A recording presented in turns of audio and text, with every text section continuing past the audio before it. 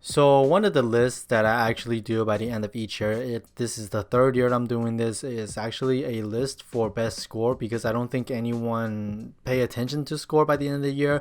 Everyone on FilmTube and Film Twitter, they're mostly focusing on films or sometimes television show. I want to give a spotlight for best score because, as you may know or may not, I am a soundtrack guy. I like listening to film scores and soundtracks because I think they tell stories better than a lot of other music. And it's kind of interesting to listen to a story rather than watching a movie. It's like kind of like experiencing a story twice but in different medium. This year, just after the Golden Globe Award for the Best Original Score, which happened a month ago or something like that, they actually got Joker with Hildur, which is fantastic. 1917, Thomas Newman, Motherless Brooklyn, which in my opinion doesn't belong here. Little Woman by Alexander Desplat. Every year he gets something or some, I don't know, he has something up there. Randy Newman with Marriage Story, which is a score that you can pick a track from Marriage Story and put it in Toy Story 4 or any Toy Story movie, and I wouldn't notice the difference. Looking at the Academy Award nominees for Best Original Score, we have Star Wars, John Williams. I haven't watched that yet. I don't know. 1917 is up there, and Joker is up there. Little Woman is up there, and Marriage Story, all the same thing. The thing is, there are so many other scores and soundtrack that I really, really love, and I actually think some of them deserve to be recognized or at least be nominated for some sort of award, but they don't. Every year it's like that. You can't just have everything nominated. So I just want to make this video and give some attention to all those beautiful scores out there of the year. Starting with John Lund's work on Downton Abbey, a movie that I had never watched the show, but I don't know if they implemented certain scores from the show. But from an outsider perspective, this is a beautiful score. Some of my favorite tracks on this thing are A Royal Command, Gleam and Sparkle, God is a Monarchist, Two Households, Maud, May I, Taking Leave, Resolution, You Are the Best of Me, and 100 Years of Downton. And you can say, oh, you basically just name all the tracks in the score. Yeah. That's why they're my favorites of the year. Next up, we have Dan Levy's work on I Lost My Body. This is a super overlooked movie, but somehow he got a nomination on an Academy Award, which was surprisingly awesome, but I still think not a lot of people talk about it. Some of my favorite tracks of this entire score are the first one, I don't know how you pronounced it, Intuition, Memories, You're the One, which has lyrics in it, Suburban, which has a beautiful car crash in there, and it just, usually I don't like when scores implement pieces of dialogues and I guess some sound effects from the movie, but I think in this piece of score, Dan Levy did a fantastic job at implementing it and then telling a story through that lens, and it's not jarring at all. Suburban is one of those. Rosalie, Intercom, Music Box, Fly's Fate, Snow, and La Complète. Moving on to Hildur's Joker, remains one of my favorite scores of the year. I'm still listening to all of these to this day. Some of my favorite tracks are Hoyt's Office, Defeated Clown, Young Penny, Meeting Bruce Wayne, Penny Taken to the Hospital, Bathroom Dance, Call Me Joker, and That's Life. I really like Call Me Joker. I actually duplicated that in my playlist so that I can listen to it again as an encore. Super good piece of score. I really love the string and the cello and what she did with this one. Next one, we have Daniel Hart's work on Light of My Life. This one is kind of interesting because Daniel Hart's work has been on my favorite of the year list this is the third consecutive year already. The first one being a ghost story happened 2 years ago. The Old Man and the Gun came, and now Light of My Life. The interesting part of that is that I didn't even know Daniel Hart was scoring it. When I was watching this movie, the score just caught me. I was like, okay, this is a really good piece of score. I really want to check it out after this movie. And then when the credit starts rolling, music by Daniel Hart comes out. I was like, oh, goddamn, this guy is, I don't know, this guy gets me. Some of my favorite tracks are They'll Know, To the Top of the Tree, and Back Down, Light of My Life theme, The Kitchen Side, You Listen to Your Inside Voice, Anna Elizabeth Shaw, and A Love Adventure. A really beautiful piece of score. Go check this one out. Next up, we have Jill Barrow and Ben Salisbury. I think that's how you pronounce their names, but I'm not sure. the same guys who did Annihilation, which made my favorite of the year last year. This time they did it again. Some of my favorite tracks are Luz's Theme, Goodnight Amy, Skyhooker, and You Can't Run From Blood. It's a really unique piece of score. They definitely have a really weird and offbeat type of style to their scores, which I really like. If you like Annihilation, this is on the spectrum of that. Next up, we have Choi Woo-shik and Jung Jae-il on their work on Parasite. I really like this piece of score as well. It has some classical elements in it, some violins, and mostly plays with violin and piano.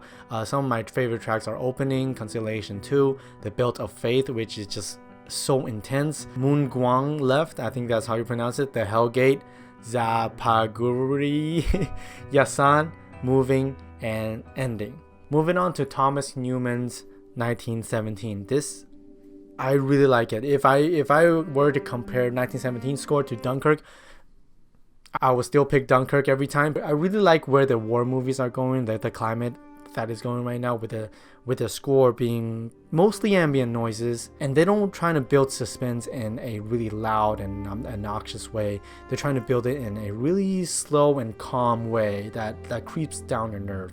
Some of my favorite tracks are 1917, the first one, Up the Down Trench, The Night Window. Woo! The Night Window. Oh boy, it's a good juicy one. A Bin of Tin, Lockhouse, Blake and Schofield, Englander, 1600 Men, the climax of the story, which, woo! And then Come Back to Us. I love this piece of score. Let's move on to Randy Newman, his cousin's score this year, Toy Story 4. Toy Story 4 is one of two of the scores that this year that I thought tells the best story through music.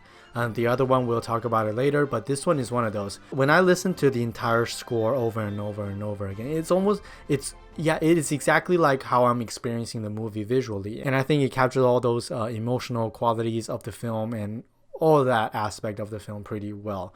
Some of my favorite tracks are Operation Pool Toy, School Days, A Spork in the Road, Buzz's Flight and the Maiden, Bo Peep's Panorama for 2, Recruiting Duke Kaboom, Cowboy Sacrifice, Duke's Best Crash Ever, Gabby's Most Noble Thing, and Parting Gifts and New Horizons is the one that got me. Okay. Next up, we have Bobby Kralick's work on Midsommar. This is probably the most different out of all of these. I don't see myself listening to this piece of score on a regular basis.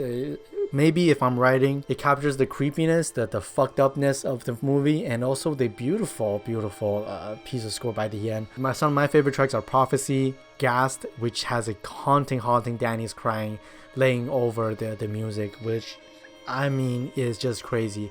The House That Heart Got Built, The Blessing, and finally The Fire Temple. The next one, we have Max Richter's work on Ad Astra. This is the guy who made one of the most, I guess, quote unquote memeable song, or the most used song ever in movies. The Nature of Daylight, I think that's what it's called. It was featured in Arrival, Shutter Island, and all that movie. I mean, you definitely heard it before. Here comes Ad Astra, where he took creative control of the entire thing. I absolutely love it. A lot of things are really minimalistic and you just sound, and a lot of it are just setting the mood. Some of my favorite tracks are To the Stars, I Put All That Away, A Trip to the Moon, Journey Sequence, The Wanderer, Preludium, Event Horizon, You Have to Let Me Go, Pirate Attack, Tuesday, a 20-minute monster I absolutely adore, and finally Says by Niels Fran, which was played during the end credit. If you like minimalistic type of scores, Ad Astra is probably the one for you, and also some tracks in 1917 as well. Next one, we have Matt Morton's work on Apollo 11, the only documentary I have on this one, and I think this is probably the best score for a documentary I've ever heard. I think some of my favorites right off the gate, it comes in with the Burtons and the Hopes, which just completely captivating.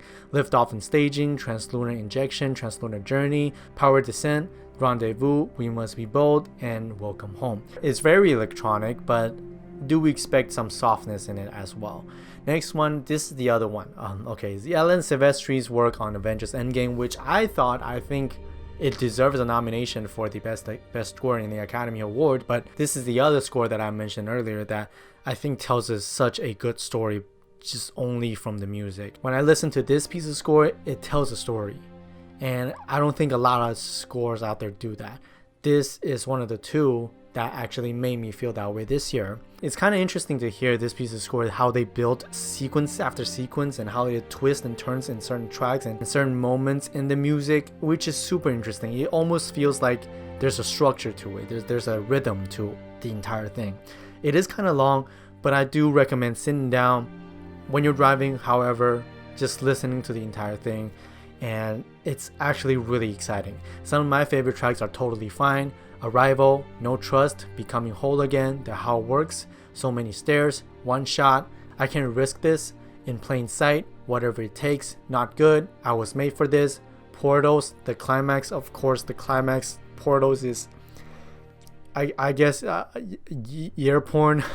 The One, You Did Good, The Real Hero, and Main on End. Following, we have Wes Dylan Thornton's work on Glass, a movie that everybody forgot because it came out in January and a lot of people were disappointed. Most of the people are disappointed, and some, I guess we just want to wipe it out of our memories because of that ending. But I did rewatch it, and I think the score is actually quite unique. The composer implemented the scores from James Newton Howard from Unbreakable and Split and make a whole new experience, and Glass is just that type of score. Some of my favorites are Physics, Brick Factory, Remember, Escape, David and Elijah, Parking Lot, Ordinary Man, Kevin and Casey, and Origin Story. Next one, we have Nathan Johnson on Knives Out, which contains super sharp violin twitches that makes you just want to fucking die.